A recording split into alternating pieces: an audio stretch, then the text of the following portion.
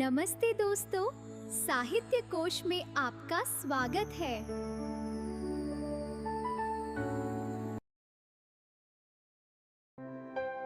चलिए दोस्तों, इस साहित्य कोश में आज हम एक नई और दिलचस्प कहानी पढ़ते हैं।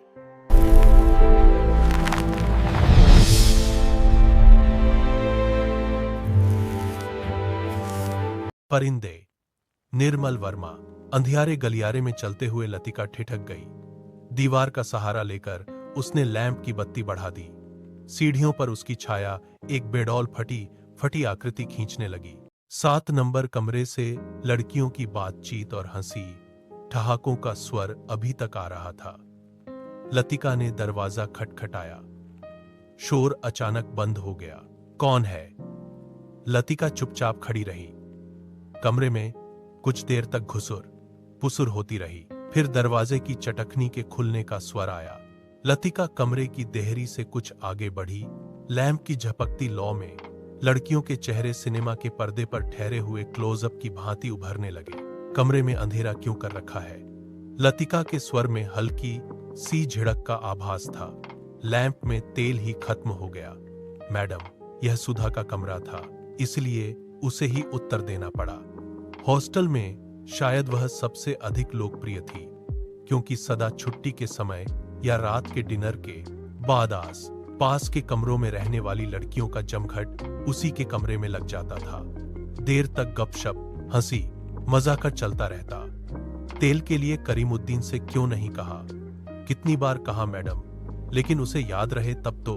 कमरे में हंसी की फुहार एक कोने में दूसरे कोने तक फैल गई। लतिका के कमरे में आने से अनुशासन की जो घुटन घिर आई थी, वह अचानक बह गई। करीमुद्दीन हॉस्टल का नौकर था।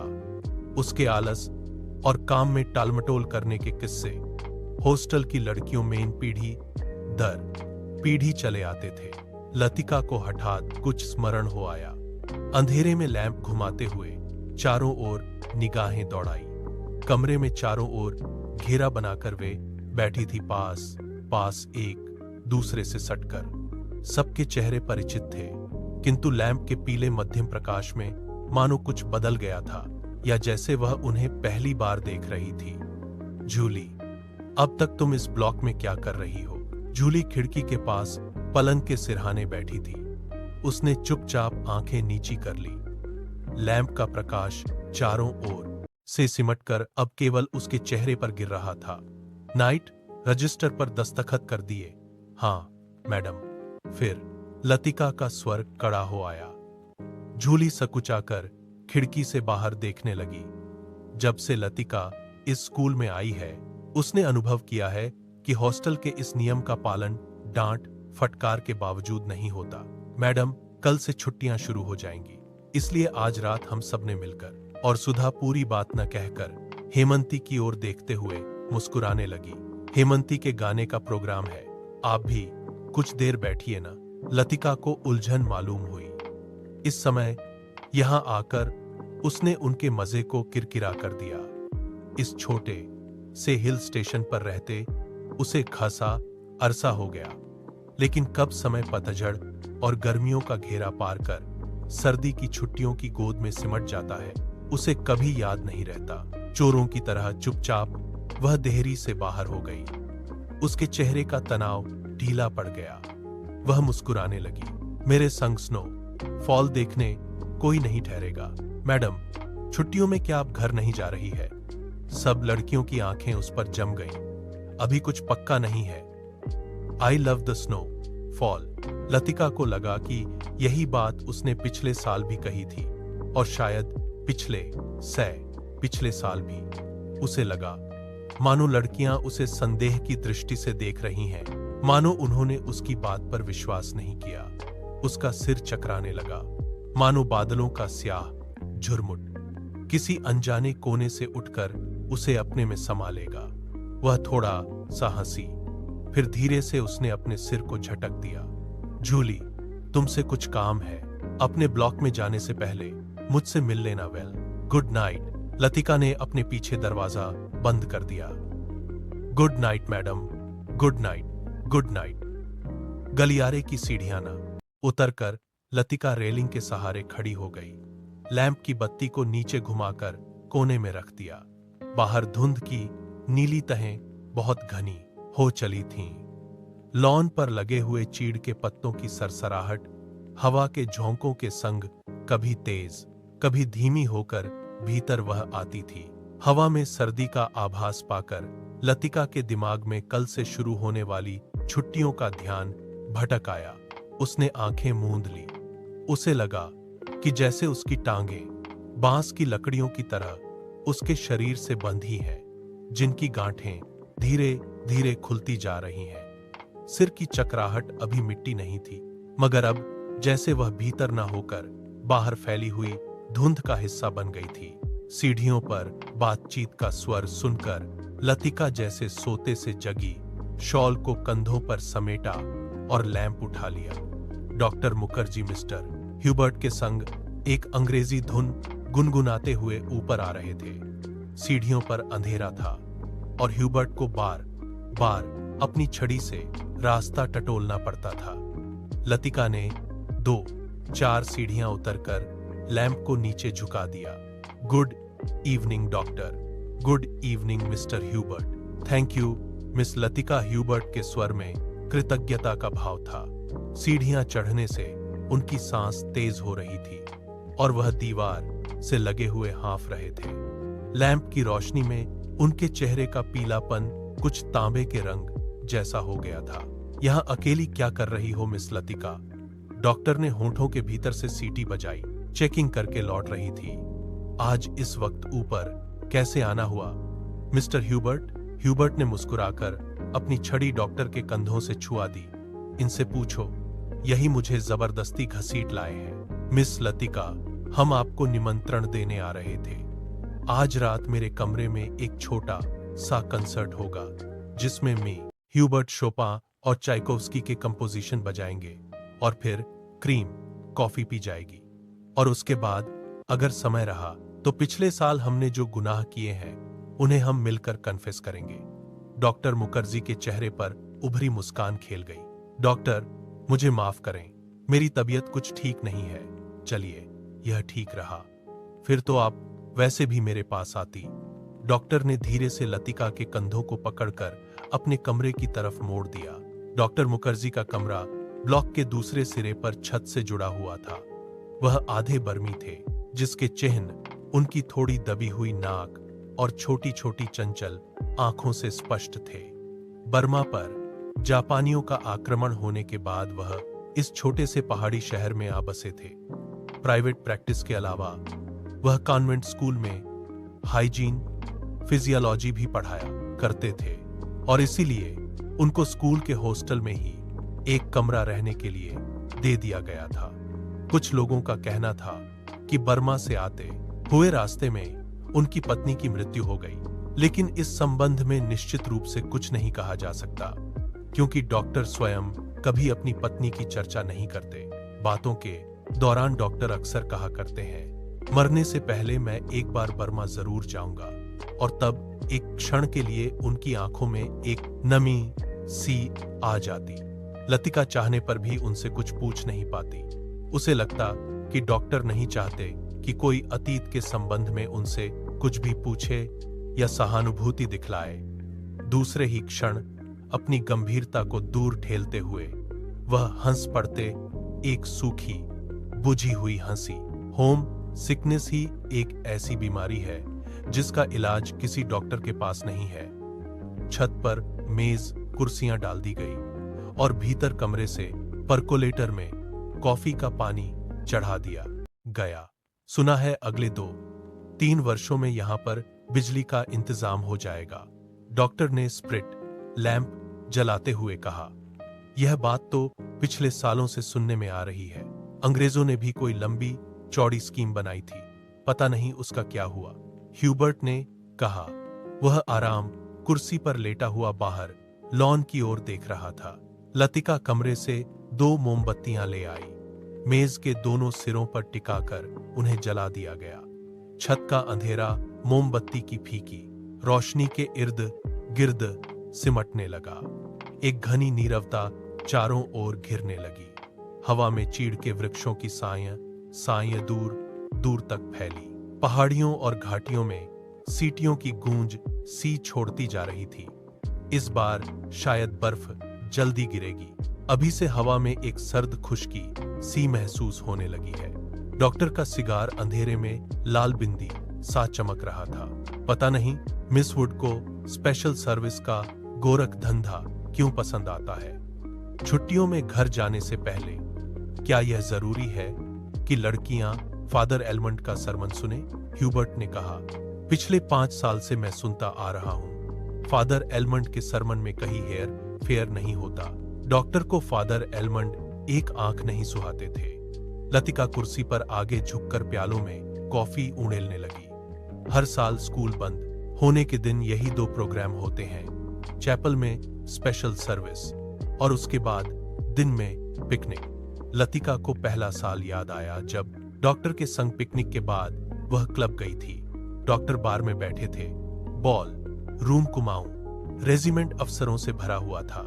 कुछ देर तक बिलियर्ड का खेल देखने के बाद जब वह वापस बार की ओर आ रहे थे तब उन्होंने दाई और क्लब की लाइब्रेरी में देखा। मगर उसी समय डॉक्टर मुखर्जी पीछे से, मिस लतिका, यह मी गिरीश नेगी है। बिलियर्ड रूम से आते हुए हंसी। ठहाकों के बीच वह कुछ ठहर गया था। वह किसी किताब के बीच में उंगली रखकर लाइब्रेरी की खिड़की से बाहर देख रहा था। हेलो डॉक्टर, वह पीछे मुड़ा। तब उस क्षण न जाने क्यों लतिका का हाथ कांप गया और कॉफी की गर्म बूंदें उसकी साड़ी पर छलक आई। अंधेरे में किसी ने नहीं देखा कि लतिका के चेहरे पर एक उन्नींदा रीतापन घिर आया है। हवा के झोंके से मोमबत्तियों की लौ फड़कने लगी। छत से भी ऊंची काट गोदाम जाने वाली सड़क पर यूपी रोडवेज की आखिरी बस डाक लेकर जा रही थी। बस की हेड लाइट्स में पास फैली हुई झाड़ियों की छायाएं घर की दीवार पर सरकती हुई गायब होने लगी। मिस लतिका, आप इस साल भी छुट्टियों में यहीं रहेंगी? डॉक्टर ने पूछा। डॉक्टर का सवाल हवा में टंगा रहा। उसी क्षण पियानो पर शोपां का नॉक्टर्न ह्यूबर्ट की उंगलियों के नीचे से फिसलता हुआ धीरे धीरे छत के अंधेरे में घुलने लगा, मानो जल पर कोमल स्वप्निल ऊर्मियां भंवरों का झिलमिलाता जाल बुनती हुई दूर दूर किनारों तक फैलती जा रही हो। लतिका को लगा कि जैसे कहीं बहुत दूर बर्फ की चोटियों से परिंदों के झुंड नीचे अनजान देशों की ओर उड़े जा रहे हैं। इन दिनों अक्सर उसने अपने कमरे की खिड़की से उन्हें देखा है। धागे में बंधे चमकीले लट्टुओं की तरह वे एक लंबी टेढ़ी मेढ़ी कतार में उड़े जाते हैं, पहाड़ों की सुनसान नीरवता से परे उन विचित्र शहरों की ओर जहां शायद वह कभी नहीं जाएगी। लतिका आर्म चेयर पर ऊँघने लगी। डॉक्टर मुखर्जी का सिगार अंधेरे में चुपचाप जल रहा था। डॉक्टर को आश्चर्य हुआ कि लतिका ना जाने क्या सोच रही है, और लतिका सोच रही थी क्या वह बूढ़ी होती जा रही है। उसके सामने स्कूल की प्रिंसिपल मिस वुड का चेहरा घूम गया, पोपला मुंह, आंखों के नीचे झूलती हुई मांस की थैलियां, जरा जरा सी बात पर चिढ़ जाना, कर्कश आवाज में चीखना, सब उसे ओल्ड मेड कहकर पुकारते हैं। कुछ वर्षों बाद वह भी हु वैसी ही बन जाएगी। लतिका के समूचे शरीर में झुरझुरी सी दौड़ गई, मानो अनजाने में उसने किसी गलीज वस्तु को छू लिया हो। उसे याद आया कुछ महीने पहले अचानक उसे ह्यूबर्ट का प्रेम पत्र मिला था, भावुक याचना से भरा हुआ पत्र जिसमें उसने न जाने क्या कुछ लिखा था जो कभी उसकी समझ में नहीं आया। उसे ह्यूबर्ट की इस बचकाना हरकत पर हंसी आई थी, किंतु भीतर प्रसन्नता भी हुई थी। उसकी उम्र अभी बीती नहीं है, अब भी वह दूसरों को अपनी ओर आकर्षित कर सकती है। ह्यूबर्ट का पत्र पढ़कर उसे क्रोध नहीं आया, आई थी केवल ममता। वह चाहती तो उसकी गलतफहमी को दूर करने में देर न लगती, किंतु कोई शक्ति उसे रोके रहती है। उसके कारण अपने पर विश्वास रहता है। अपने सुख का भ्रम मानो ह्यूबर्ट की गलतफहमी से जुड़ा है। ह्यूबर्ट ही क्यों, वह क्या किसी को भी चाह सकेगी उस अनुभूति के संग जो अब नहीं रही, जो छाया सी उस पर मंडराती रहती है। न स्वयं मिटती है, न उसे मुक्ति दे पाती है। उसे लगा जैसे बादलों का झुरमुट फिर उसके मस्तिष्क पर धीरे धीरे छाने लगा है। उसकी टांगें फिर निर्जीव शिथिल सी हो गई हैं। वह झटके से उठ खड़ी हुई। डॉक्टर, माफ करना, मुझे बहुत थकान सी लग रही है। बिना वाक्य पूरा किए ही वह चली गई। कुछ देर तक टेरेस पर निस्तब्धता छाई रही। मोमबत्तियां बुझने लगी थी। डॉक्टर मुखर्जी ने सिगार का नया कश लिया। सब लड़कियां एक जैसी होती हैं, बेवकूफ और सेंटिमेंटल। ह्यूबर्ट की उंगलियों का दबाव पियानो पर ढीला पड़ता गया। अंतिम धुनों की झिझकी सी गूंज कुछ क्षणों तक हवा में तिरती रही। डॉक्टर, आपको मालूम है, मिस लतिका का व्यवहार पिछले कुछ अरसे से अजीब सा लगता है। ह्यूबर्ट के स्वर में लापरवाही का भाव था। वह नहीं चाहता था कि डॉक्टर को लतिका के प्रति उसकी भावनाओं का आभास मात्र भी मिल सके।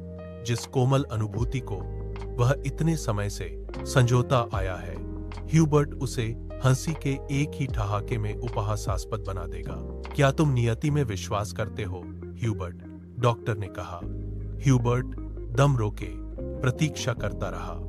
वह जानता था कि कोई भी बात कहने से पहले डॉक्टर को फिलोसोफाइज करने की आदत थी। डॉक्टर टेरेस के जंगले से सटकर खड़ा हो गया। फीकी सी चांदनी में चीड़ के पेड़ों की छायाएं लॉन पर गिर रही थी। कभी कभी कोई जुगनू अंधेरे में घुलने लगा, मानो जल पर कोमल स्वप्निल ऊर्मियां भंवरों का झिलमिलाता जाल बुनती हुई दूर दूर किनारों तक फैलती जा रही हो।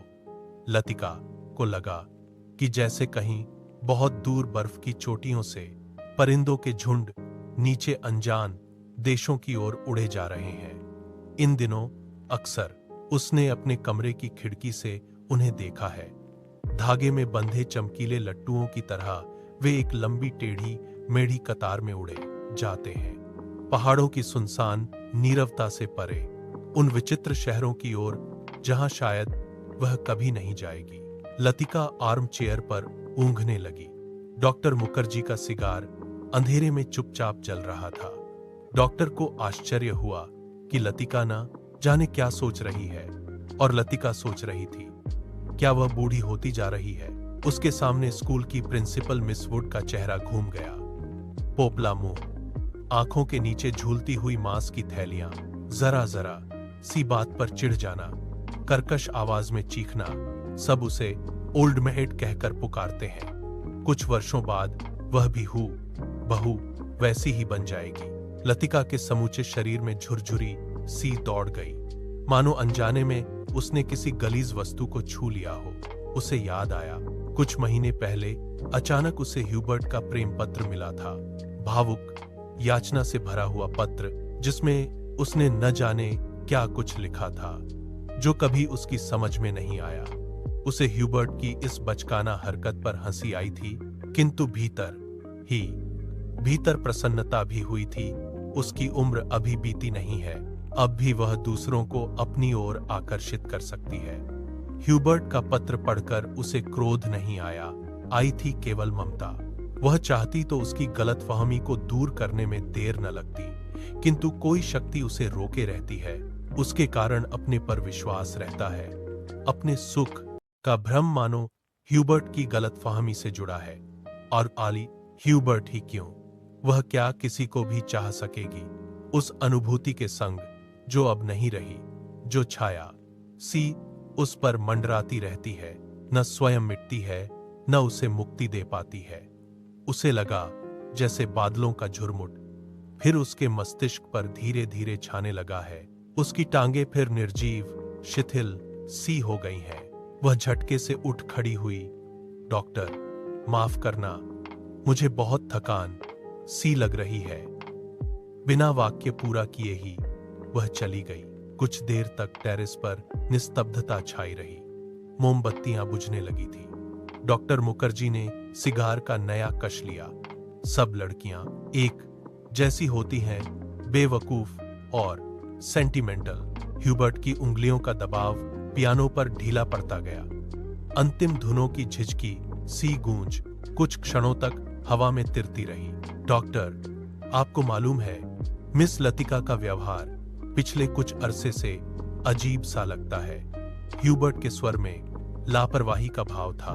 वह नहीं चाहता था कि डॉक्टर को लतिका के प्रति उसकी भावनाओं का आभास मात्र भी मिल सके। जिस कोमल अनुभूति को वह इतने समय से संजोता आया है, ह्यूबर्ट उसे हंसी के एक ही ठहाके में उपहासास्पद बना देगा।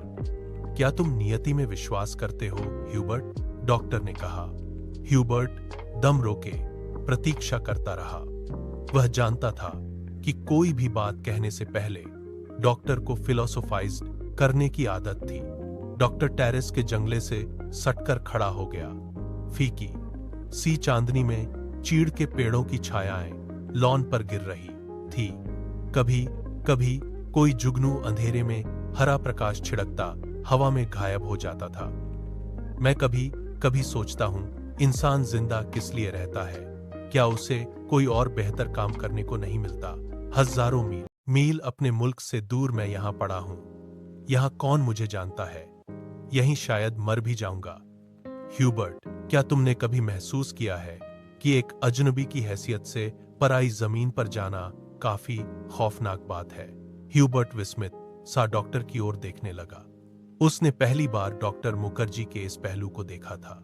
अपने संबंध में वह अक्सर चुप रहते थे।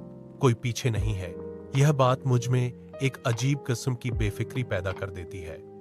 लेकिन कुछ लोगों की मौत अंत तक पहेली बनी रहती है। शायद वे जिंदगी में बहुत उम्मीद लगाते थे। उसे ट्रेजिक भी नहीं कहा जा सकता, क्योंकि आखिरी दम तक उन्हें मरने का एहसास नहीं होता। डॉक्टर, आप किसका जिक्र कर रहे हैं? ह्यूबर्ट ने परेशान होकर पूछा। डॉक्टर कुछ देर तक चुपचाप सिगार पीता रहा। फिर मुड़कर वह मोमबत्तियों की बुझती हुई लौ को देखने लगा। तुम्हें मालूम है, किसी समय लतिका बिला नागा क्लब जाया करती थी। गिरीश नेगी से उसका परिचय वहीं हुआ था। कश्मीर जाने से एक रात पहले उसने मुझे सब कुछ बता दिया था। मैं अब तक लतिका से उस मुलाकात के बारे में कुछ नहीं कह सका हूं, किंतु उस रोज कौन जानता था कि वह वापस नहीं लौटेगा। और अब क्या फर्क पड़ता है? Let the dead die.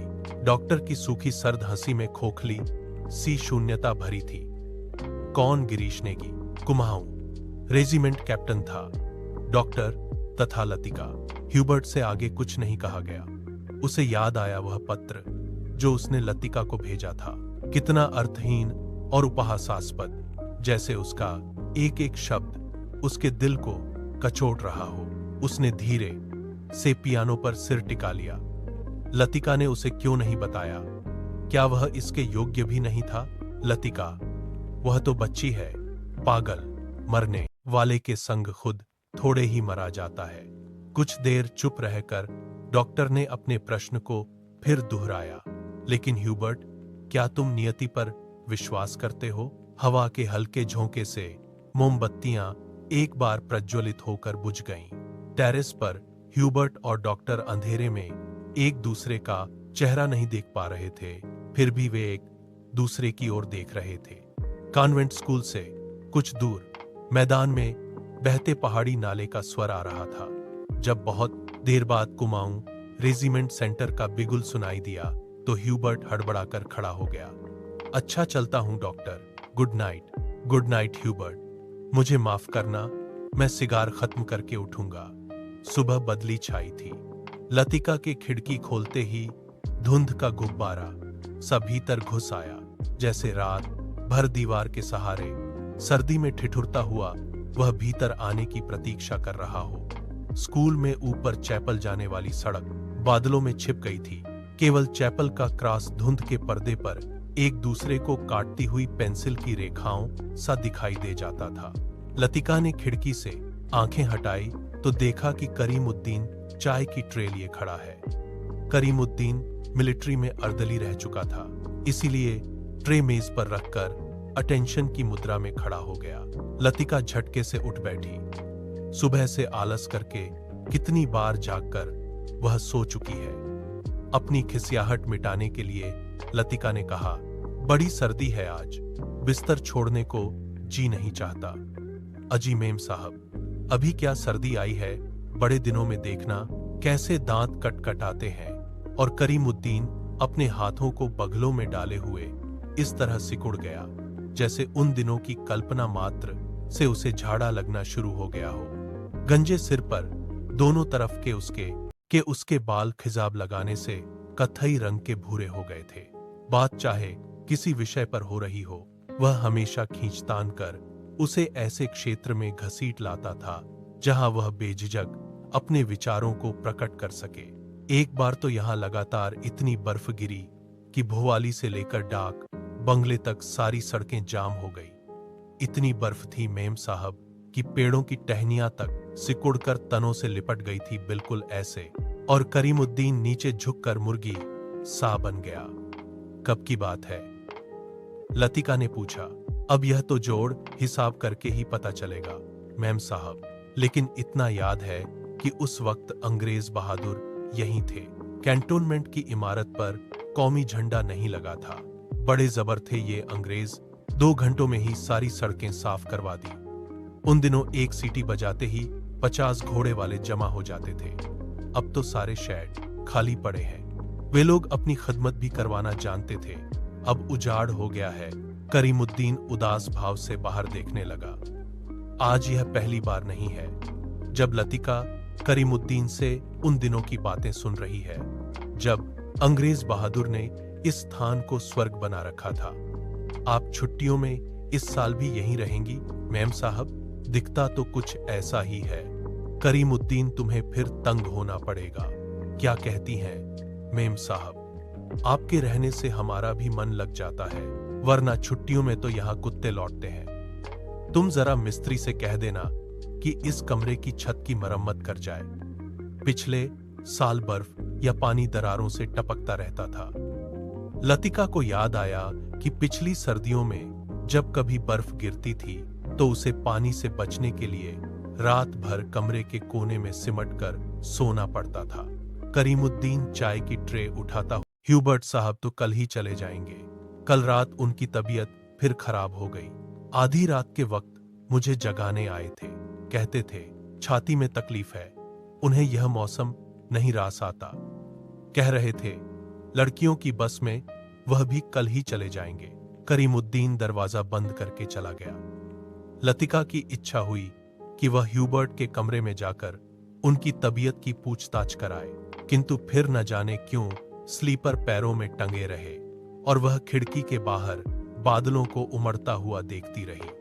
Hubert का चेहरा जब उसे देखकर सहमा सा दयनीय हो जाता है, तब लगता है कि वह अपनी मूक निरीह याचना में उसे कोस रहा है। ना वह उसकी गलतफहमी को दूर करने का प्रयत्न कर पाती है, न उसे अपनी विवशता की सफाई देने का साहस होता है। उसे लगता है कि इस जाले से बाहर निकलने के लिए वह धागे के जिस सिरे को पकड़ती है वह खुद एक गांठ बनकर रह जाता है। बाहर बूंदाबांदी होने लगी थी। कमरे की टिन की छत खट खट बोलने लगी। लतिका पलंग से उठ खड़ी हुई, बिस्तर को तह कर बिछाया, फिर पैरों में स्लीपरों को घसीटते हुए वह बड़े आईने तक आई और उसके सामने स्टूल पर बैठकर बालों को खोलने लगी। किंतु कुछ देर तक कंघी बालों में ही उलझी रही और वह गुमसुम हो शीशे में अपना चेहरा तकती रही। करीमुद्दीन को यह कहना याद ही नहीं रहा कि धीरे धीरे आग जलाने की लकड़ियां जमा कर लें। इन दिनों सस्ते दामों पर सूखी लकड़ियां मिल जाती हैं। पिछले साल तो कमरा धुएं से भर जाता था, जिसके कारण कंपकंपाते जाड़े में भी उसे खिड़की खोलकर ही सोना पड़ता था। आईने में लतिका ने अपना चेहरा देखा, वह मुस्कुरा रही थी। पिछले साल अपने कमरे की सीलन और ठंड से बचने के लिए कभी कभी वह मिस वुड के खाली कमरे में चोरी चुपके सोने चली जाया करती थी, है जो बाद में सुधर जाती है। हर काम में किचकिच रहती है, परेशानी और दिक्कत होती है, किंतु देर सबेर इससे छुटकारा मिल ही जाता है। किंतु जब लड़कियों की आखिरी बस चली जाती है तब मन उचाट सा हो जाता है। खाली कॉरिडोर में घूमती हुई वह कभी इस कमरे में जाती है, और कभी उसमें वह नहीं जान पाती कि अपने से क्या करे। दिल कहीं भी नहीं टिक पाता, हमेशा भटका भटका सा रहता है। इस सब के बावजूद जब कोई सहज भाव से पूछ बैठता है, मिस लतिका, छुट्टियों में आप घर नहीं जा रही, तब वह क्या कहे? डिंग डांग डिंग। स्पेशल सर्विस के लिए स्कूल चैपल के घंटे बजने लगे थे। लतिका ने अपना सिर खिड़की के भीतर कर लिया। उसने झटपट साड़ी उतारी और पेटीकोट में ही कंधे पर तौलिया डाल गहुसलखाने में घुस गई। Left right left left. Cantonment जाने वाली पक्की सड़क पर 4-4 की पंक्ति में कुमाऊं रेजिमेंट के सिपाहियों की एक टुकड़ी मार्च कर रही थी। फौजी बूटों की भारी और खुरदरी आवाजें स्कूल चैपल की दीवारों से टकराकर भीतर प्रेयर हॉल में गूंज रही थी। Blessed are the meek, father Elmond एक शब्द चबाते हुए खांखारते स्वर में सरमन ऑफ द माउंट पढ़ रहे थे। ईसा मसीह की मूर्ति के नीचे कैंडल ब्रियम के दोनों ओर मोमबत्तियां जल रही थी, जिनका प्रकाश आगे बैठी हुई लड़कियों पर पड़ रहा था। पिछली लाइनों की बेंचें अंधेरे में डूबी हुई थी, जहां लड़कियां प्रार्थना की मुद्रा में बैठी हुई सिर झुकाए एक दूसरे से घुस्सर पुस्सर कर रही थी। मिस वुड स्कूल सीजन के सफलतापूर्वक समाप्त हो जाने पर विद्यार्थियों और स्टाफ सदस्यों को बधाई का भाषण दे चुकी थी और अब फादर के पीछे बैठी हुई अपने में ही कुछ बुड़बुड़ा रही थी, मानो धीरे धीरे फादर को प्रॉम्प्ट कर रही हो। आमीन। मिस वुड का कमरा बिना आग के भी गर्म रहा करता था। उनके गधोले सोफे पर लेटते ही आंख लग जाती थी।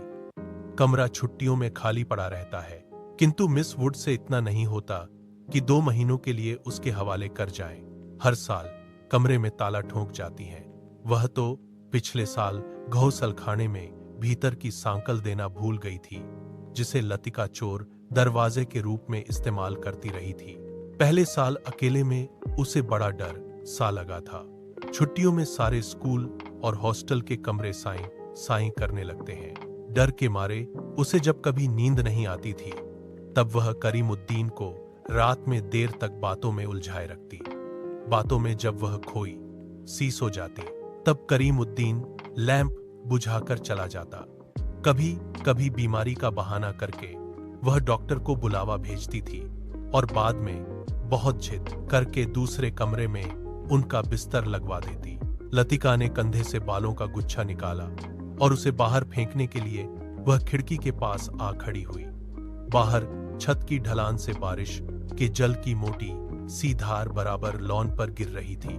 मेघाच्छन्न आकाश में सरकते हुए बादलों के पीछे पहाड़ियों के झुंड कभी उभर आते थे, कभी छिप जाते थे, मानो चलती ट्रेन से कोई उन्हें देख रहा हो। लतिका ने खिड़की से सिर बाहर निकाल लिया। हवा के झोंके से उसकी आंखें झप गई। उसे जितने काम याद आते हैं, उतना ही आलस घना होता जाता है। बस की सीटें रिजर्व करवाने के लिए चपरासी को रुपए देने हैं। जो सामान हॉस्टल की लड़कियां पीछे छोड़े जा रही हैं, उन्हें गोदाम में रखवाना होगा। कभी कभी तो छोटी क्लास की लड़कियों के साथ पैकिंग करवाने के काम में भी उसे हाथ बांटाना पड़ता था। वह इन कामों से उबती नहीं। धीरे धीरे सब निबटते जाते हैं, कोई गलती इधर उधर रह जाती। आमीन। फादर एलमंड ने बाइबल मेज पर रख दी और प्रेयर बुक उठा ली। हॉल की खामोशी क्षण भर के लिए टूट गई। लड़कियों ने खड़े होते हुए जान बूझकर बेंचों को पीछे धकेला। बेंचें फर्श पर रगड़ खाकर सीटी बजाती हुई पीछे खिसक गई। हॉल के कोने से हंसी फूट पड़ी। मिस वुड का चेहरा तन गया, माथे पर भ्रिकुटियां चढ़ गई। फिर अचानक निस्तब्धता छा गई। हॉल के उस घुटे हुए धुंधलके में फादर का तीखा फटा हुआ स्वर सुनाई देने लगा।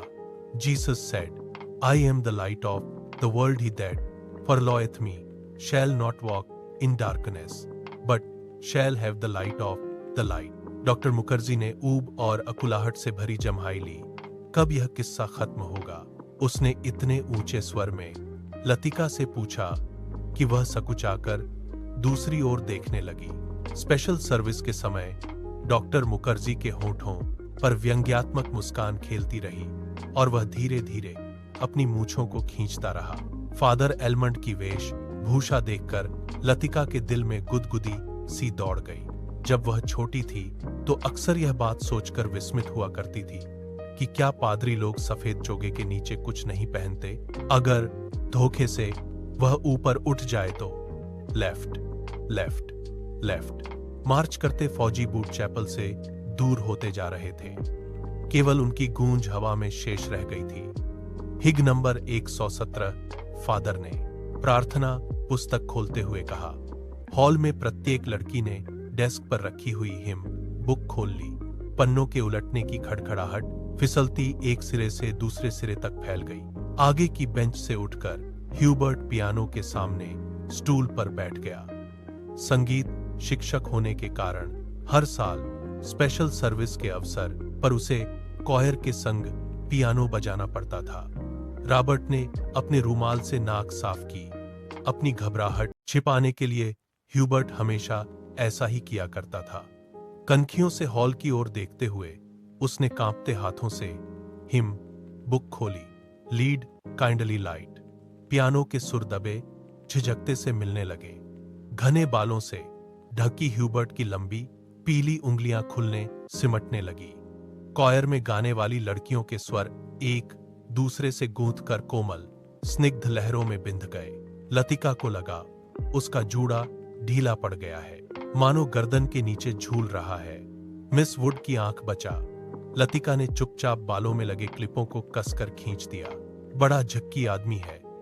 सुबह मैंने ह्यूबर्ट को यहां आने से मना किया था, फिर भी चला आया, डॉक्टर ने कहा। लतिका को करीमुद्दीन की बात याद हो गई। रात भर ह्यूबर्ट को खांसी का दौरा पड़ा था, कल जाने के लिए कह रहे थे। लतिका ने सिर टेढ़ा करके ह्यूबर्ट के चेहरे की एक झलक पाने की विफल चेष्टा की। इतने पीछे से कुछ भी देख पाना असंभव था। पियानो पर झुका हुआ केवल ह्यूबर्ट का सिर दिखाई देता था। Lead kindly light. संगीत के सुर मानो एक ऊंची पहाड़ी पर चढ़कर हांफती हुई सांसों को आकाश की अगाध शून्यता में बिखेरते हुए नीचे उतर रहे हैं। बारिश की मुलायम धूप चैपल के लंबे चौकोर शीशों पर झलमला रही है, जिसकी एक महीन चमकीली रेखा ईसा मसीह की प्रतिमा पर तिरछी होकर गिर रही है। मोमबत्तियों का धुआं धूप में नीली सी लकीर खींचता हुआ हवा में तिरने लगा है। पियानो के क्षणिक पोढ़ में लतिका को पत्तों का मरमर कहीं दूर अनजानी दिशा से आता हुआ सुनाई दे जाता है। एक क्षण के लिए उसे यह भ्रम हुआ कि चैपल का फीका सा अंधेरा उस छोटे से प्रेयर हॉल के चारों कोनों से सिमटता हुआ उसके आसपास घिर आया है, मानो कोई उसकी आंखों पर पट्टी बांधकर उसे यहां तक ले आया हो और अचानक उसकी दोनों आंखें खोल दी हों। उसे लगा कि जैसे मोमबत्तियों के धूमिल आलोक में कुछ भी ठोस वास्तविक न रहा हो। चैपल की छत, दीवारें, डेस्क पर रखा हुआ डॉक्टर का सुघड़ सुडौल हाथ और पियानो के सुर अतीत की धुंध को भेदते हुए स्वयं उस धुंध का भाग बनते जा रहे हों। एक पगली सी स्मृति, एक उद्भ्रांत भावना। चैपल के शीशों के परे पहाड़ी सूखी हवा में झुकी हुई वीपिंग विलोज की कांपती टहनियां, पैरों तले चीड़ के पत्तों की धीमी सी चिर, परिचित खड़। वहीं पर गिरीश एक हाथ में मिलिट्री का खाकी हैट लिए खड़ा है, चौड़े उठे हुए सबल कंधे। अपना सिर वहां टिका दो तो जैसे सिमट कर खो जाएगा। चार्ल्स वॉयर, यह नाम उसने रखा था। वह झेंप कर हंसने लगता। तुम्हें आर्मी में किसने चुन लिया? मेजर बन गए हो, लेकिन लड़कियों से भी गए बीते हो। जरा सी बात पर चेहरा लाल हो जाता है। यह सब वह कहती नहीं, सिर्फ सोचती। भरत ही सोचा था कहूंगी, वह कभी कभी नहीं आया। बुरुंस का लाल फूल लाए होन झूठे खाकी कमीज की, जिस जेब पर बैज चिपके थे उसी में से मूसा हुआ बुरुंस का फूल निकल आया। सारा मुरझा गया, अभी खिला कहाँ है। How clumsy. उसके बालों में गिरीश का हाथ उलझ रहा है, फूल कहीं टिक नहीं पाता। फिर उसे क्लिप के नीचे फंसाकर उसने कहा, देखा। वह मुड़ी और इससे पहले कि वह कुछ कह पाती, गिरीश ने अपना मिलिट्री का हैट धप से उसके सिर पर रख दिया। वह मंत्रमुग्ध सी वैसे ही खड़ी रही। उसके सिर पर गिरीश का हेड है, माथे पर छोटी सी बिंदी है, बिंदी पर उड़ते हुए बाल हैं। गिरीश ने उस बिंदी को अपने होठों से छुआ है। उसने उसके नंगे सिर को अपने दोनों हाथों में समेट लिया है। लतिका, गिरीश ने चिढ़ाते हुए कहा, मैन ईटर ऑफ कुमाऊं। उसका यह नाम गिरीश ने उसे चिढ़ाने के लिए रखा था। वो हंसने लगी। लतिका, सुनो। गिरीश का स्वर कैसा हो गया था। ना, मैं कुछ भी नहीं सुन रही।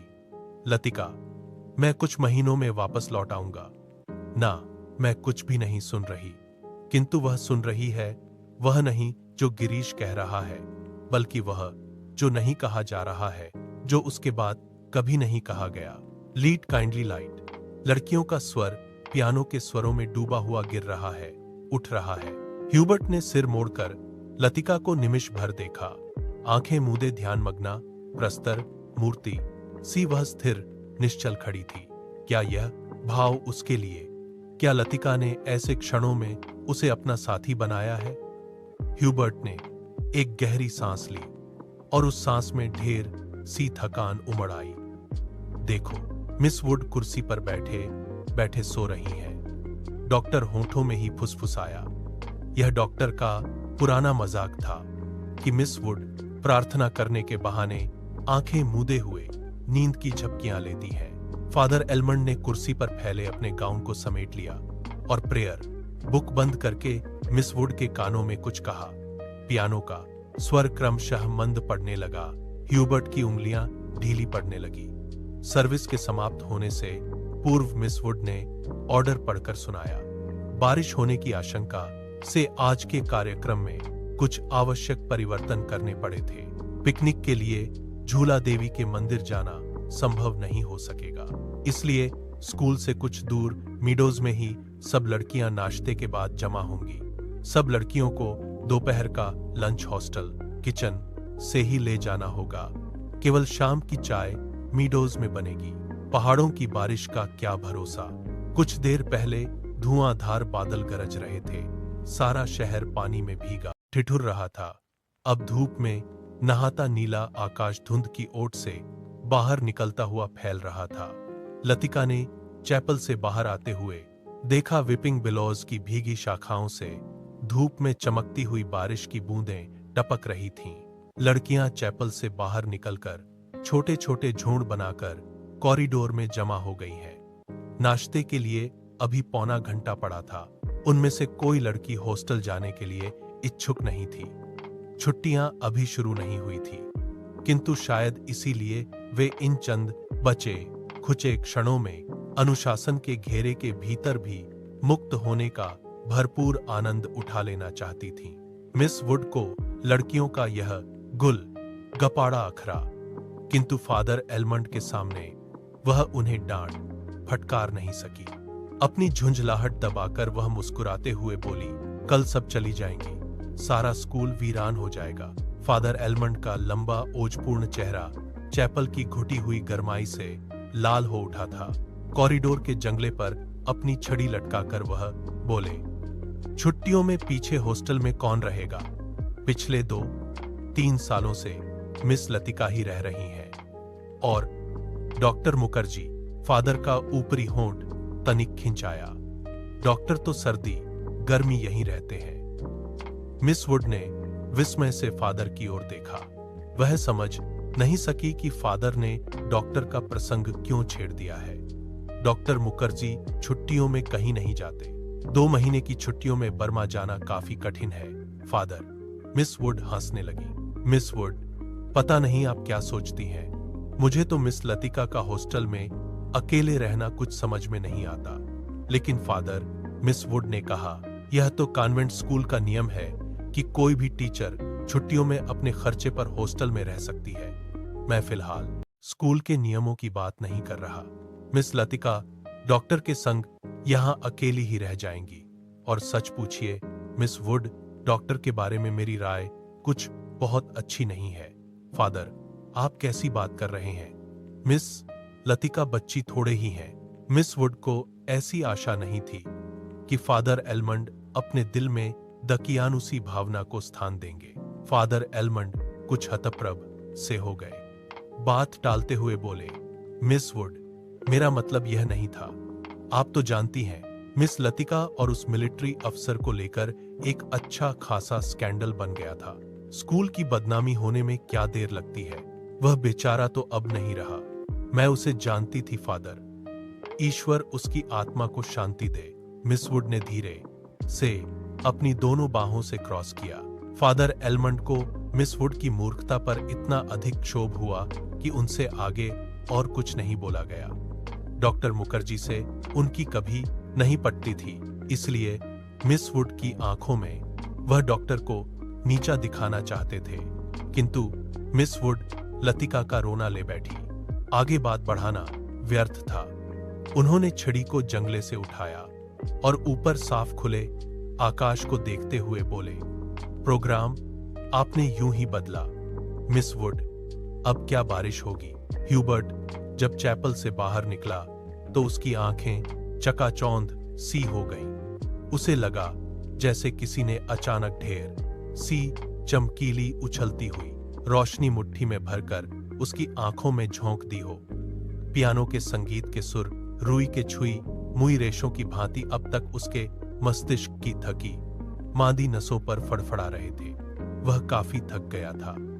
पियानो बजाने से फेफड़ों पर हमेशा भारी दबाव पड़ता, दिल की धड़कन तेज हो जाती थी। उसे लगता था कि संगीत के एक नोट को दूसरे नोट में उतारने के प्रयत्न में वह अंधेरी खाई पार कर रहा है। आज चैपल में मैंने जो महसूस किया वह कितना रहस्यमय, कितना विचित्र था, ह्यूबर्ट ने सोचा।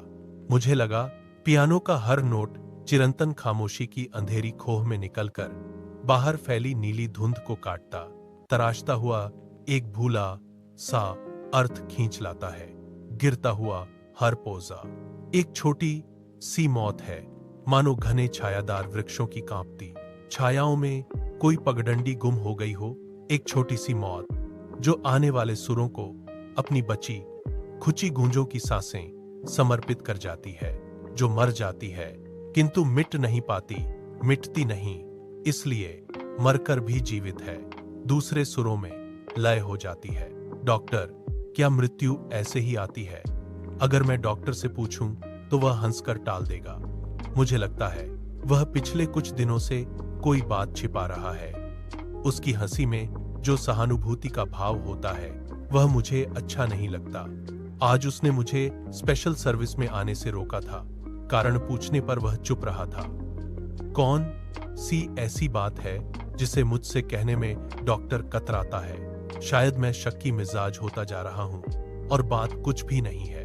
ह्यूबर्ट ने देखा लड़कियों की कतार स्कूल से हॉस्टल जाने वाली सड़क पर नीचे उतरती जा रही है।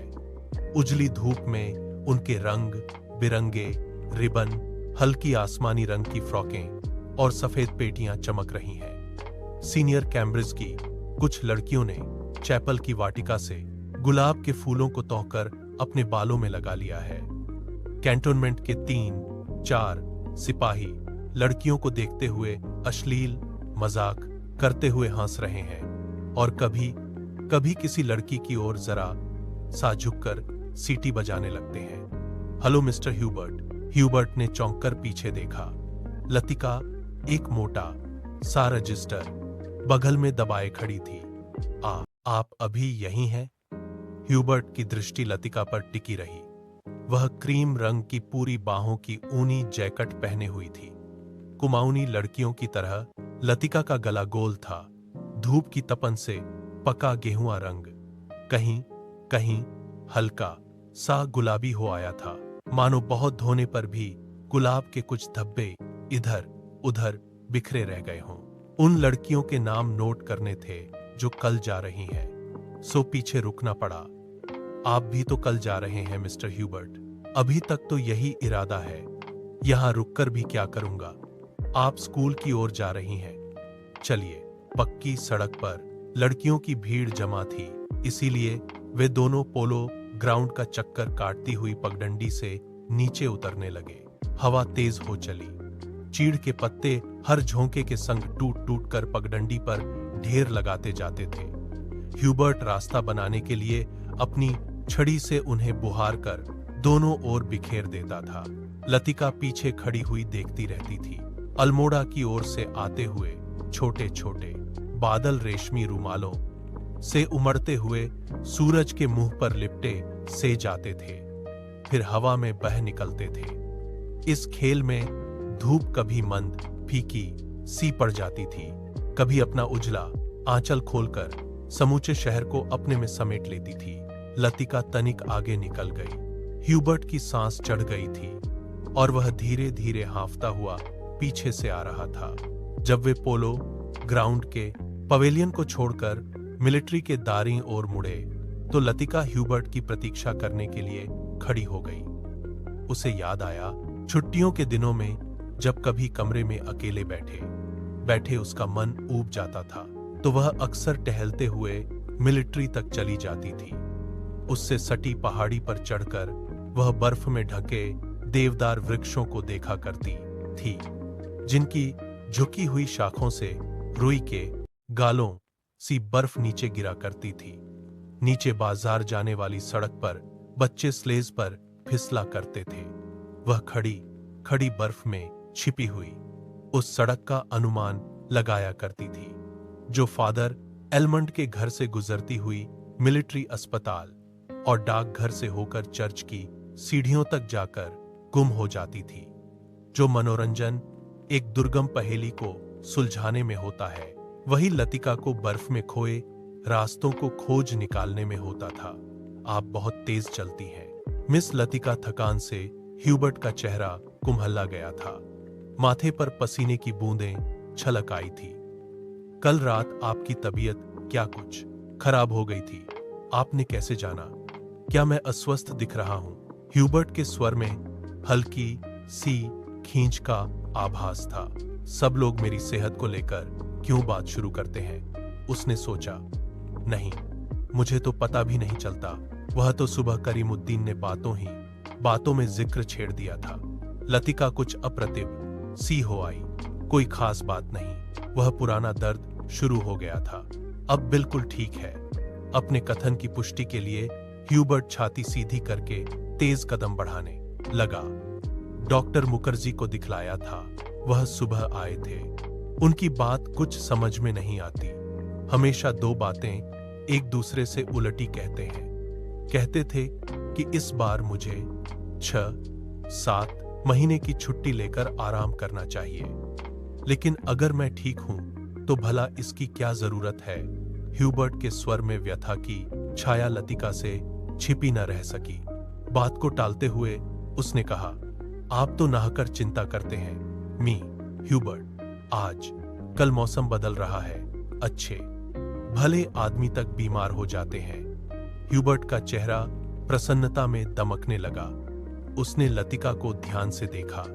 वह अपने दिल का संशय मिटाने के लिए निश्चिंत हो जाना चाहता था कि कहीं लतिका उसे केवल दिलासा देने के लिए ही तो झूठ नहीं बोल रही।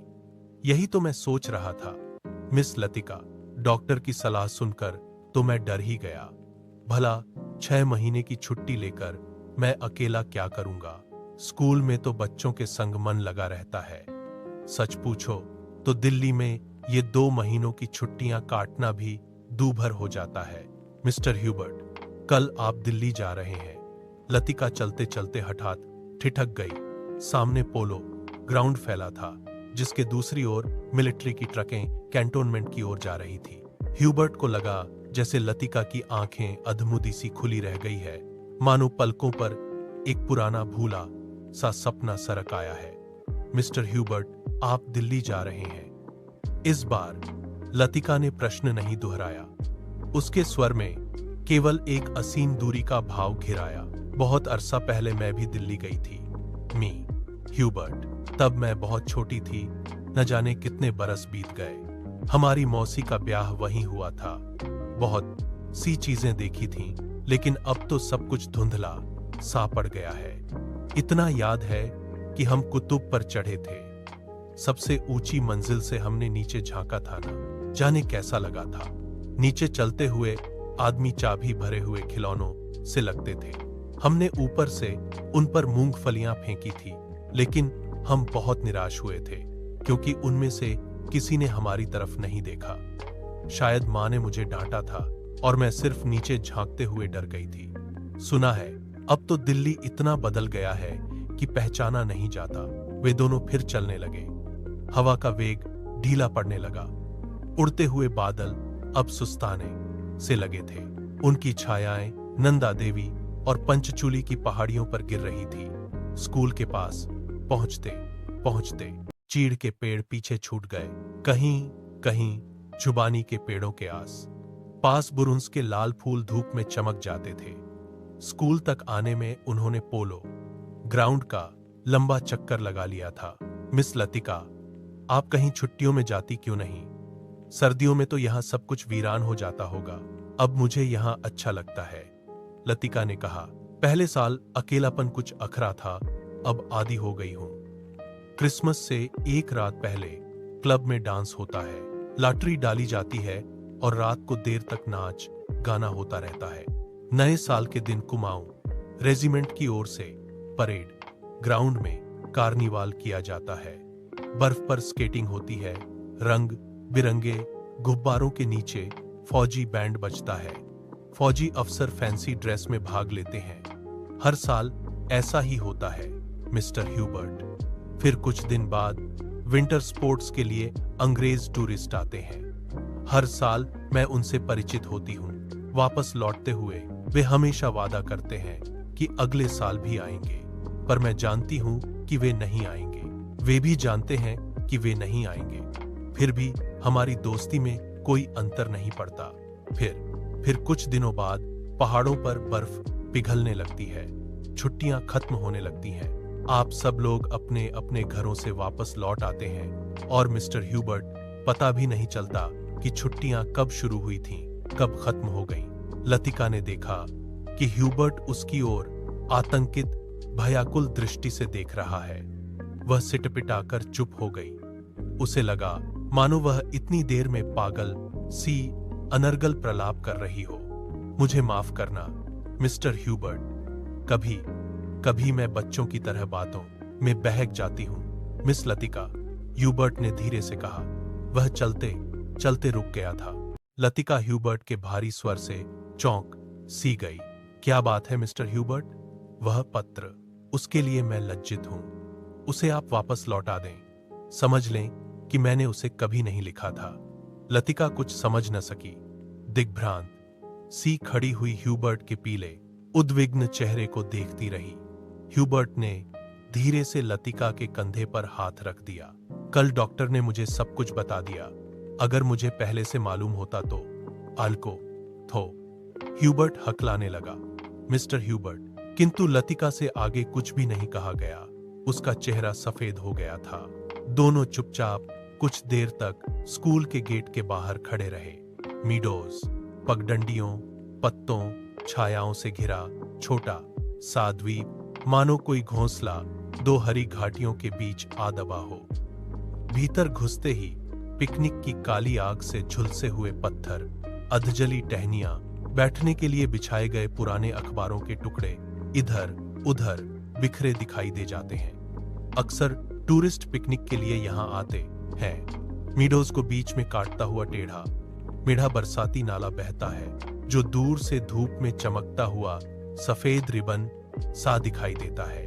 यहीं पर काठ के तख्तों का बना हुआ टूटा सा पुल है जिस पर लड़कियां हिचकोले खाती हुई चल रही हैं। डॉक्टर मुखर्जी, आप तो सारा जंगल जला देंगे। मिस वुड ने अपनी ऊंची एड़ी के सैंडल में जलती हुई दियासलाई को दबा डाला जो डॉक्टर ने सिगार सुलगाकर चीड़ के पत्तों के ढेर पर फेंक दी थी। वे नाले से कुछ दूर हटकर चीड़ के दो पेड़ों की गूंथी हुई छाया के नीचे बैठे थे। उनके सामने एक छोटा सा रास्ता नीचे पहाड़ी गांव की ओर जाता था, जहां पहाड़ की गोद में शक्करपारों के खेत एक दूसरे के नीचे बिछे हुए थे। दोपहर के सन्नाटे में भेड़ बकरियों के गलों में बांधी हुई घंटियों का स्वर हवा में बहता हुआ सुनाई दे जाता था। घास पर लेटे लेटे डॉक्टर सिगार पीते रहे। जंगल की आग कभी देखी है मिस वुड? एक अलमस्त नशे की तरह धीरे धीरे फैलती जाती है। आपने कभी देखी है डॉक्टर? मिस वुड ने पूछा। मुझे तो बड़ा डर लगता है। बहुत साल पहले शहरों को जलते हुए देखा था। डॉक्टर लेटे हुए आकाश की ओर ताक रहे थे। एक एक मकान ताश के पत्तों की तरह गिरता जाता है। दुर्भाग्यवश ऐसे अवसर देखने में बहुत कम आते हैं। आपने कहाँ देखा डॉक्टर? लड़ाई के दिनों में अपने शहर रंगून को जलते हुए देखा था। मिस वुड की आत्मा को ठेस लगी, किंतु फिर भी उनकी उत्सुकता शांत नहीं हुई। आपका घर, क्या वह भी जल गया था? डॉक्टर कुछ देर तक चुपचाप लेटा रहा। हम उसे खाली छोड़कर चले आए थे। मालूम नहीं बाद में क्या हुआ। अपने व्यक्तिगत जीवन के संबंध में कुछ भी कहने में डॉक्टर को कठिनाई महसूस होती है। डॉक्टर, क्या आप कभी वापस बर्मा जाने की बात नहीं सोचते? डॉक्टर ने अंगड़ाई ली और करवट बदलकर औंधे मुंह लेट गए। उनकी आंखें मूंद गई और माथे पर बालों की लटें झूल आई। सोचने से क्या होता है मिस वुड? जब बर्मा में था तब क्या कभी सोचा था कि यहां आकर उम्र काटनी होगी? लेकिन डॉक्टर, कुछ भी कह लो, अपने देश का सा सुख कहीं और नहीं मिलता। यहां तुम चाहे कितने वर्ष रह लो, अपने को हमेशा अजनबी ही पाओगे। डॉक्टर ने सिगार के धुएं को धीरे धीरे हवा में छोड़ दिया। दरअसल अजनबी तो मैं वहां भी समझा जाऊंगा मिस वुड। इतने वर्षों बाद वहां मुझे कौन पहचानेगा? इस उम्र में नए सिरे में रिश्ते जोड़ना काफी सिरदर्द का काम है। कम से कम मेरे बस की बात नहीं है। लेकिन डॉक्टर, आप कब तक इस पहाड़ी कस्बे में पड़े रहेंगे? इसी देश में रहना है तो किसी बड़े शहर में प्रैक्टिस शुरू कीजिए।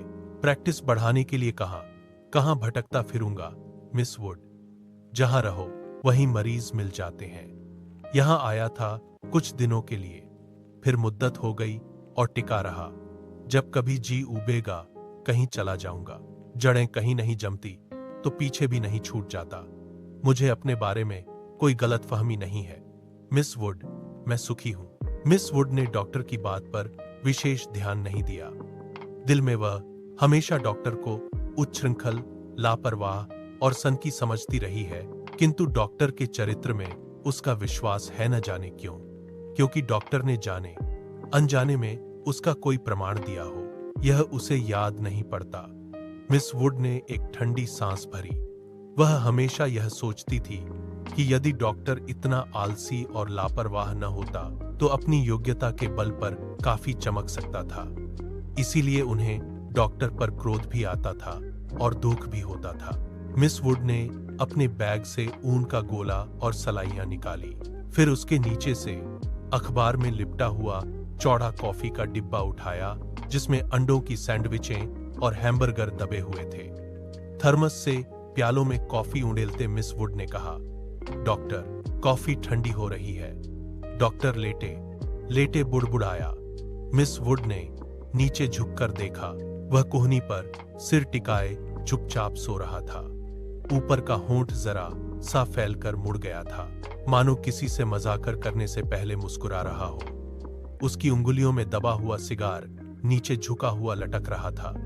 मेरी, व्हाट डू यू वांट? दूसरे स्टैंडर्ड में पढ़ने वाली मेरी ने अपनी चंचल चपल आंखें ऊपर उठाई। लड़कियों का दायरा उसे घेरे हुए कभी पास आता था, कभी खिंचता चला जाता था। I want blue. दोनों हाथों को हवा में घुमाते हुए मेरी चिल्लाई। दायरा पानी की तरह टूट गया। सब लड़कियां एक दूसरे पर गिरती पड़ती किसी नीली वस्तु को छूने के लिए भाग दौड़ करने लगीं। लंच समाप्त हो चुका था। लड़कियों के छोटे छोटे दल मीडोज में बिखर गए थे।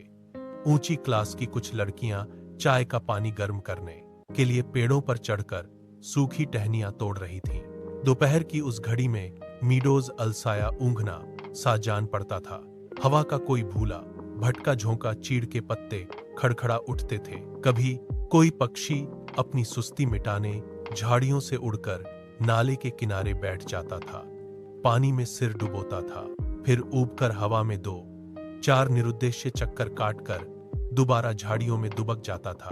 किंतु जंगल की खामोशी शायद कभी चुप नहीं रहती। गहरी नींद में डूबी सपनों सी कुछ आवाजें नीरवता के हल्के झीने पर्दे पर सलवटे बिछा जाती हैं मूक लहरों सी हवा में तिरती हैं, मानो कोई दबे। पांव झांक कर अदृश्य संकेत कर जाता है। देखो, मैं यहां हूं, लतिका ने जूली के बॉब हेयर को सहलाते हुए कहा। तुम्हें कल रात बुलाया था। मैडम, मैं गई थी, आप अपने कमरे में नहीं थी। लतिका को याद आया कि कल रात वह डॉक्टर के कमरे के टेरेस पर देर तक बैठी रही थी और भीतर ह्यूबर्ट पियानो पर शोपां का नॉक्टर्न बजा रहा था। जूली, तुमसे कुछ पूछना था। उसे लगा वह जूली की आंखों से अपने को बचा रही है। जूली ने अपना चेहरा ऊपर उठाया। उसकी भूरी आंखों से कौतूहल झांक रहा था। तुम ऑयसर्स मेस में किसी को जानती हो? जूली ने अनिश्चित भाव से सिर हिलाया। लतिका कुछ देर तक जूली को अपलक घूरती रही। जूली, मुझे विश्वास है तुम झूठ नहीं बोलोगी। कुछ क्षण पहले जूली के आंखों में जो कौतूहल था वह भय में परिणत होने लगा। ने अपनी जैकेट की जेब से एक नीला लिफाफा निकालकर जूली की गोद में फेंक दिया। यह किसकी चिट्ठी है? जूली ने लिफाफा उठाने के लिए हाथ बढ़ाया, किंतु फिर एक क्षण के लिए उसका हाथ कांपकर ठिठक गया। लिफाफे पर उसका नाम और हॉस्टल का पता लिखा हुआ था। थैंक यू मैडम, मेरे भाई का पत्र है, वह झांसी में रहते हैं। जूली ने घबराहट में लिफाफे को अपनी स्कर्ट की तहों में छिपा लिया। जूली, जरा मुझे लिफाफा दिखलाओ। लतिका का स्वर तीखा, कर्कश सा हो आया। जूली ने अनमने भाव से लतिका को पत्र दे दिया। तुम्हारे भाई झांसी में रहते हैं। जूली इस बार कुछ नहीं बोली। उसकी उद्भ्रांत उखड़ी सी आंखें लतिका को देखती रही। यह क्या है? जूली का चेहरा सफेद फक पड़ गया। लिफाफे पर कुमाऊं रेजिमेंटल सेंटर की मुहर उसकी ओर घूर रही थी। कौन है ये? लतिका ने पूछा। उसने पहले भी हॉस्टल में उड़ती हुई अफवाह सुनी थी कि जूली को क्लब में किसी मिलिट्री अफसर के संग देखा गया था, किंतु ऐसी अफवाहें अक्सर उड़ती रहती थी और उसने उस पर विश्वास नहीं किया था। जूली, तुम अभी बहुत छोटी हो। जूली के होंठ कांपे। उसकी आंखों में निरीह याचना का भाव घिर आया। अच्छा, अभी जाओ, तुमसे छुट्टियों के बाद बातें करूंगी। जूली ने ललचाई दृष्टि से लिफाफे की ओर देखा। कुछ बोलने को उद्यत हुई, फिर बिना कुछ कहे चुपचाप वापस लौट गई। लतिका देर तक जूली को देखती रही, जब तक वह आंखों से ओझल नहीं हो गई। क्या मैं किसी खूसट बुढ़िया से कम हूं? अपने अभाव का बदला क्या मैं दूसरों से ले रही हूं? शायद, कौन जाने, शायद जूली का यह प्रथम परिचय हो उस अनुभूति से जिसे कोई भी लड़की बड़े छाव से संजोकर संभालकर अपने में छिपाए रहती है। एक अनिर्वचनीय सुख जो पीड़ा लिए है। पीड़ा और सुख को डुबोती हुई उमड़ते ज्वार की खुमारी जो दोनों को अपने में समा लेती है। एक दर्द जो आनंद से उपजा है और पीड़ा देता है। यहीं इसी देवदार के नीचे उसे भी यही लगा था जब गिरीश ने पूछा था, तुम चुप क्यों हो? वह आंखें मूंदे सोच रही थी। सोच कहां रही थी, जी रही थी। उस क्षण को जो भय और विस्मय के बीच भिंचा था, बहका सा पागल क्षण। वह अभी पीछे मुड़ेगी तो गिरीश की नर्वस मुस्कुराहट दिखाई दे जाएगी। उस दिन से आज दोपहर तक का अतीत एक दुहस्वप्न की मानिंद टूट जाएगा। वही देवदार है जिस पर उसने अपने बालों के क्लिप से गिरीश का नाम लिखा था।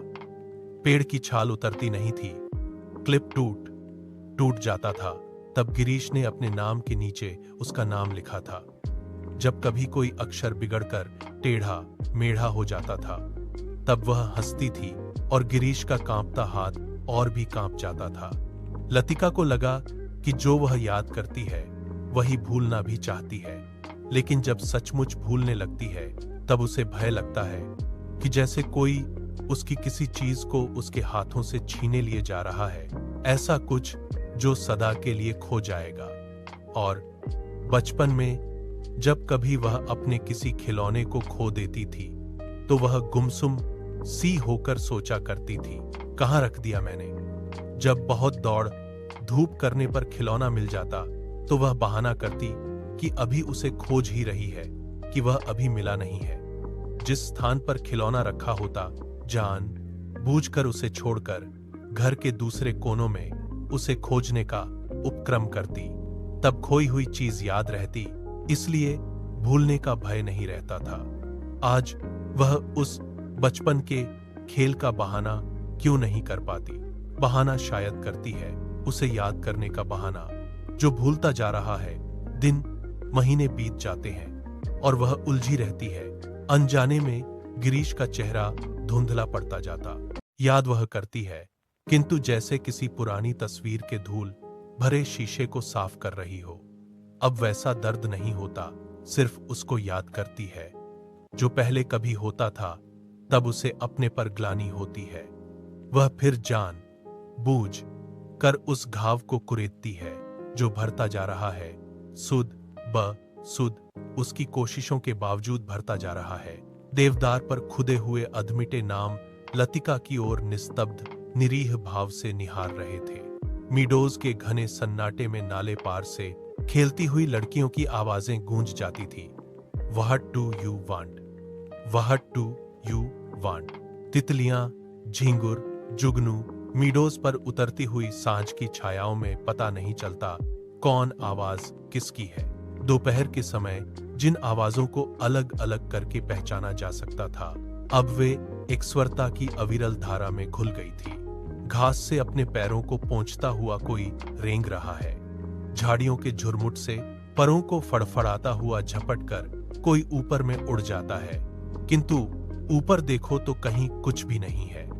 मीडोज के झरने का गड़गड़ाता स्वर जैसे अंधेरी सुरंग में झपाटे से ट्रेन गुजर गई हो और देर तक उसमें सीटियों और पहियों की चीत्कार गूंजती रही हो। पिकनिक कुछ देर तक और चलती, किंतु बादलों की तहें एक दूसरे पर चढ़ती जा रही थी। पिकनिक का सामान बटोरा जाने लगा। मीडोज के चारों ओर बिखरी हुई लड़कियां मिस वुड के इर्द गिर्द जमा होने लगी। अपने संग वे अजीब ओ गरीब चीजें लाई थी। कोई किसी पक्षी के टूटे पंख को बालों में लगाए हुए थी, किसी ने पेड़ की टहनी को चाकू से छीलकर छोटी सी बेंत बना ली थी।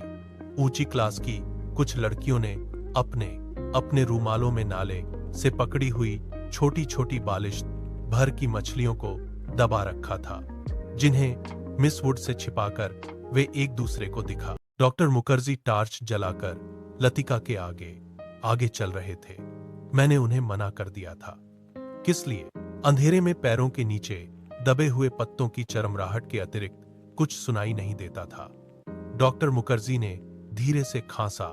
पिछले कुछ दिनों से मुझे संदेह होता जा रहा है कि ह्यूबर्ट की छाती का दर्द मामूली दर्द नहीं है। डॉक्टर थोड़ा सा हंसा, जैसे उसे अपनी यह गंभीरता अरुचिकर लग रही हो। डॉक्टर ने प्रतीक्षा की, शायद लतिका कुछ कहेगी, किंतु लतिका चुपचाप उसके पीछे चल रही थी। यह मेरा महज शक है, शायद मैं बिल्कुल गलत हूं, किंतु यह बेहतर होगा कि वह अपने एक फेफड़े का एक्स-रे करा लें। इससे कम कोई भ्रम तो नहीं रहेगा। आपने मिस्टर ह्यूबर्ट से इसके बारे में कुछ कहा है? अभी तक कुछ नहीं कहा। ह्यूबर्ट जरा सी बात पर चिंतित हो उठता है, इसीलिए कभी साहस नहीं हो पाता। डॉक्टर को लगा उसके पीछे आते हुए लतिका के पैरों का स्वर सहसा बंद हो गया है। उन्होंने पीछे मुड़कर देखा। लतिका बीच सड़क पर अंधेरे में छाया सी चुपचाप निश्चल खड़ी है। डॉक्टर, लतिका का स्वर भर्राया हुआ था। क्या बात है मिस लतिका, आप रुक क्यों गई? डॉक्टर, क्या मिस्टर ह्यूबर्ट?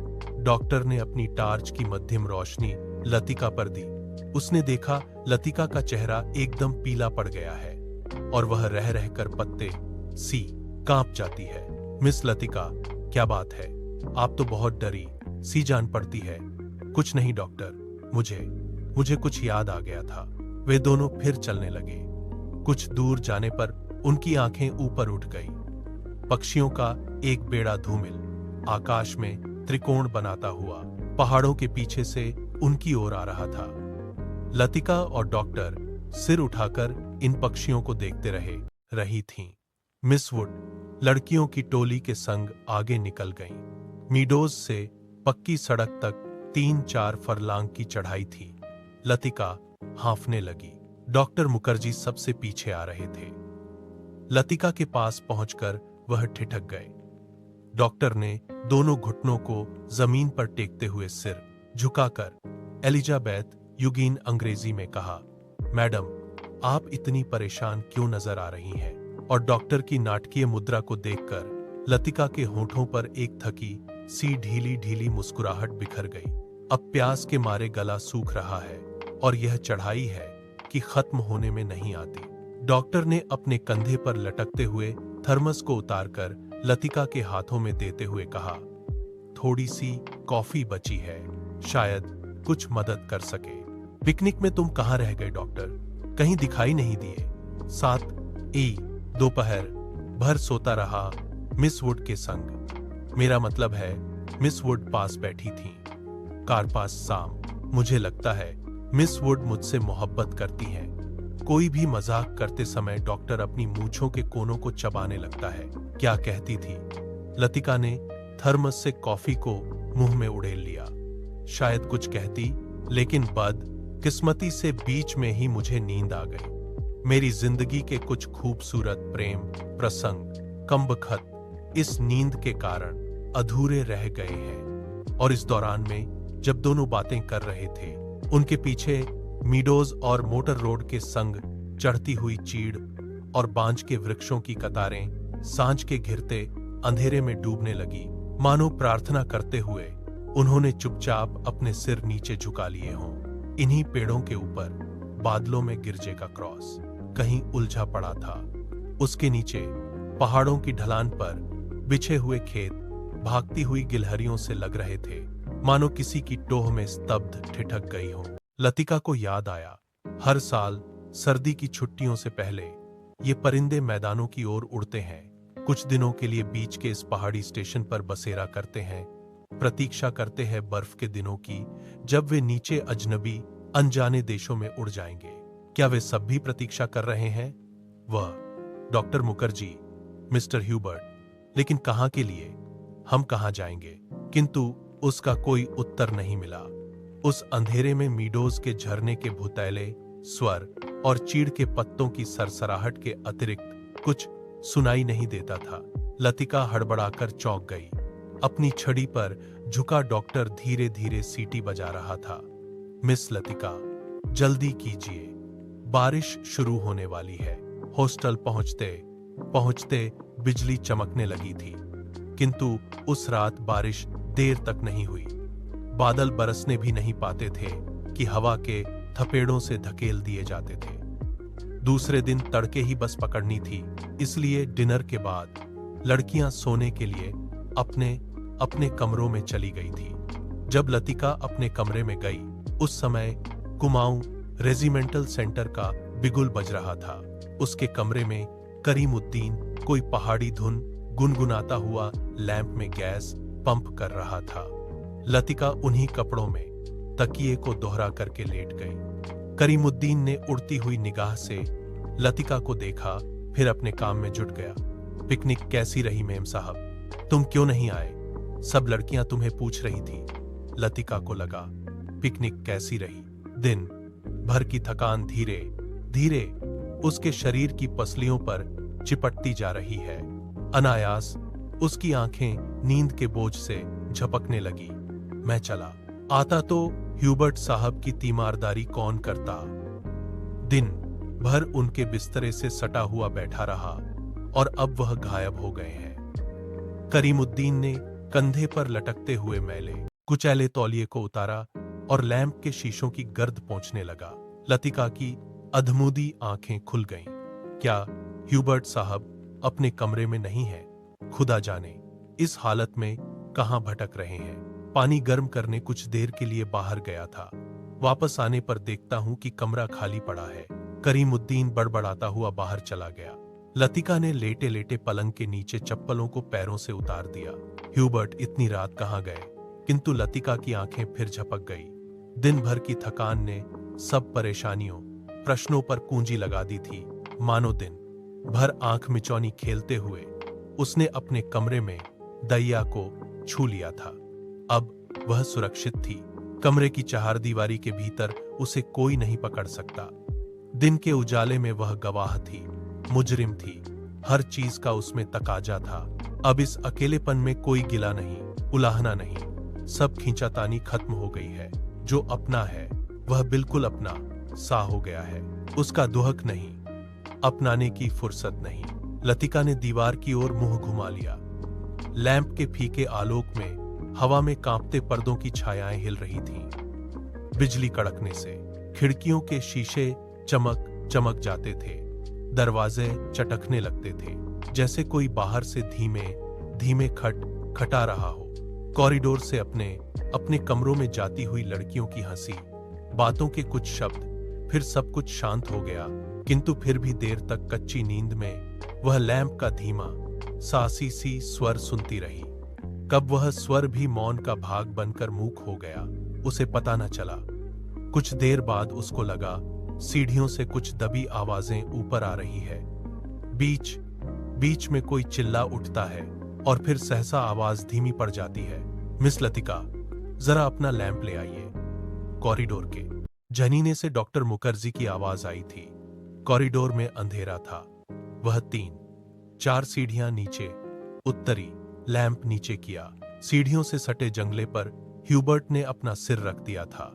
उसकी एक बांह जंगले के नीचे लटक रही थी और दूसरी डॉक्टर के कंधे पर झूल रही थी, जिसे डॉक्टर ने अपने हाथों में जकड़ रखा था। मिस लतिका, लैंप जरा और नीचे झुका दीजिए। ह्यूबर्ट। डॉक्टर ने ह्यूबर्ट को सहारा देकर ऊपर खींचा। ह्यूबर्ट ने अपना चेहरा ऊपर किया। व्हिस्की की तेज बू का झोंका लतिका के सारे शरीर को झंझोड़ गया। ह्यूबर्ट की आंखों में सुर्ख डोरे खिंच आए थे। कमीज का कॉलर उलटा हो गया था और टाई की गांठ ढीली होकर नीचे खिसक आई थी। लतिका ने कांपते हाथों से लैंप सीढ़ियों पर रख दिया और आप दीवार के सहारे खड़ी हो गई। उसका सिर चकराने लगा था। In a back lane of the city there is a girl who loves me. Hubert हिचकियों के बीच गुनगुना उठता था। Hubert, please. डॉक्टर ने ह्यूबर्ट के लड़खड़ाते शरीर को अपनी मजबूत गिरफ्त में ले लिया। मिस लतिका, आप लैंप लेकर आगे चलिए। लतिका ने लैंप उठाया। दीवार पर उन तीनों की छायाएं डगमगाने लगी। In a back lane of the city there is a girl who loves me. Hubert doctor Mukherjee के कंधे पर सिर टिकाए अंधेरी सीढ़ियों पर उल्टे सीधे पैर रखता चढ़ रहा था। डॉक्टर, हम कहाँ हैं? ह्यूबर्ट सहसा इतने जोर से चिल्लाया कि उसकी लड़खड़ाती आवाज सुनसान अंधेरे में कॉरिडोर की छत से टकराकर देर तक हवा में गूंजती रही। ह्यूबर्ट। डॉक्टर को एकदम ह्यूबर्ट पर गुस्सा आ गया। फिर अपने गुस्से पर ही उसे खींच सी हो आई और वह ह्यूबर्ट की पीठ थपथपाने लगा। कुछ बात नहीं है ह्यूबर्ट डियर, तुम सिर्फ थक गए हो। रॉबर्ट ने अपनी आंखें डॉक्टर पर गड़ा दी। उनमें एक भयभीत बच्चे की सी कातरता झलक रही थी, मानो डॉक्टर के चेहरे से वह किसी प्रश्न का उत्तर पा लेना चाहता हो। ह्यूबर्ट के कमरे में पहुंचकर डॉक्टर ने उसे बिस्तरे पर लिटा दिया। ह्यूबर्ट ने बिना किसी विरोध के चुपचाप जूते मोजे उतरवा दिए। जब डॉक्टर ह्यूबर्ट की टाई उतारने लगा तो ह्यूबर्ट अपनी कोहनी के सहारे उठा। कुछ देर तक डॉक्टर को आंखें फाड़ते हुए घूरता रहा, फिर धीरे से उसका हाथ पकड़ लिया। डॉक्टर, क्या मैं मर जाऊंगा? कैसी बात करते हो ह्यूबर्ट? डॉक्टर ने हाथ छुड़ाकर धीरे से ह्यूबर्ट का सिर तकिए पर टिका दिया। Good night Hubert. Good night doctor. Hubert ने करवट बदल ली। Good night mister Hubert. Latika का स्वर सिहर गया, किंतु ह्यूबर्ट ने कोई उत्तर नहीं दिया। करवट बदलते ही उसे नींद आ गई थी। कॉरिडोर में वापस आकर डॉक्टर मुखर्जी रेलिंग के सामने खड़े हो गए। हवा के तेज झोंकों से आकाश में फैले बादलों की परतें जब कभी इकहरी हो जाती, तब उनके पीछे से चांदनी बुझती हुई आग के धुएं सी आसपास की पहाड़ियों पर फैल जाती थी। आपको मिस्टर ह्यूबर्ट कहाँ मिले? लतिका कॉरिडोर के दूसरे कोने में रेलिंग पर झुकी हुई थी। क्लब की बार में उन्हें देखा था। मैं न पहुंचता तो न जाने कब तक बैठे रहते। डॉक्टर मुखर्जी ने सिगरेट जलाई। उन्हें अभी 1-2 मरीजों के घर जाना था। कुछ देर तक उन्हें टाल देने के इरादे से वह कॉरिडोर में खड़े रहे। नीचे अपने क्वार्टर में बैठा हुआ करीमुद्दीन माउथ आर्गन पर कोई पुरानी फिल्मी धुन बजा रहा था। आज दिन भर बादल छाए रहे, लेकिन खुलकर बारिश नहीं हुई। क्रिसमस तक शायद मौसम ऐसा ही रहेगा। कुछ देर तक दोनों चुपचाप खड़े रहे। कॉन्वेंट स्कूल के बाहर फैले लॉन से झींगुरों का अनवरत स्वर चारों ओर फैली निस्तब्धता को और भी अधिक घना बना रहा था। कभी कभी ऊपर मोटर रोड पर किसी कुत्ते की रिरियाहट सुनाई पड़ जाती थी। डॉक्टर, कल रात आपने मिस्टर ह्यूबर्ट से कुछ कहा था मेरे बारे में, वही जो सब लोग जानते हैं, और ह्यूबर्ट जिसे जानना चाहिए था लेकिन नहीं जानता था। ह्यूबर्ट, डॉक्टर ने लतिका की ओर देखा। वह जड़वत अविचलित रेलिंग पर झुकी हुई थी। वैसे हम सबकी अपनी अपनी जिद होती है। कोई छोड़ देता है, कोई आखिर तक उससे चिपका रहता है। डॉक्टर मुखर्जी अंधेरे में मुस्कुराए। उनकी मुस्कुराहट में सूखा सा विरक्ति का भाव भरा था। कभी कभी मैं सोचता हूँ मिस लतिका, किसी चीज को न जानना यदि गलत है तो जानबूझकर न भूल पाना, हमेशा झोंक की तरह उससे चिपटे रहना, यह भी गलत है। बर्मा से आते हुए जब मेरी पत्नी की मृत्यु हुई थी, मुझे अपनी जिंदगी बेकार सी लगी थी। आज इस बात को अरसा गुजर गया और जैसा आप देखती हैं मैं जी रहा हूं। उम्मीद है कि काफी अरसा और जीऊंगा। जिंदगी काफी दिलचस्प लगती है और यदि उम्र की मजबूरी ना होती तो शायद मैं दूसरी शादी करने में भी ना हिचकता। इसके बावजूद कौन कह सकता है कि मैं अपनी पत्नी से प्रेम नहीं करता था, आज भी करता हूं। लेकिन डॉक्टर, लतिका का गला रूंधा आया था। क्या मिस लतिका? डॉक्टर, सब कुछ होने के बावजूद वह क्या चीज है जो हमें चलाए चलती है? हम रुकते हैं तो भी अपने रेले में वह हमें घसीट ले जाती है। लतिका को लगा कि वह जो कहना चाह रही है कह नहीं पा रही, जैसे अंधेरे में कुछ खो गया है जो मिल नहीं पा रहा, शायद कभी नहीं मिल पाएगा। यह तो आपको फादर एलमंड ही बता सकेंगे। मिस लतिका, डॉक्टर की खोखली हंसी में उनका पुराना सनकीपन उभर आया था। अच्छा, चलता हूँ मिस लतिका, मुझे काफी देर हो गई है। डॉक्टर ने दियासलाई जलाकर घड़ी को देखा। Good night miss Latika. Good night doctor. Doctor के जाने पर लतिका कुछ देर तक अंधेरे में रेलिंग से सटी खड़ी रही। हवा चलने से कॉरिडोर में जमा हुआ कोहरा सिहर उठता था। शाम को सामान बांधते हुए लड़कियों ने अपने कमरे के सामने जो पुरानी कापियों, अखबार और रद्दी के ढेर लगा दिए थे, वे सब अब अंधेरे कॉरिडोर में हवा के झोंकों से इधर उधर बिखरने लगे थे। लतिका ने लैंप उठाया और अपने कमरे की ओर जाने लगी। कॉरिडोर में चलते हुए उसने देखा जूली के कमरे से प्रकाश की एक पतली रेखा दरवाजे के बाहर खिंच आई है। लतिका को कुछ याद आया।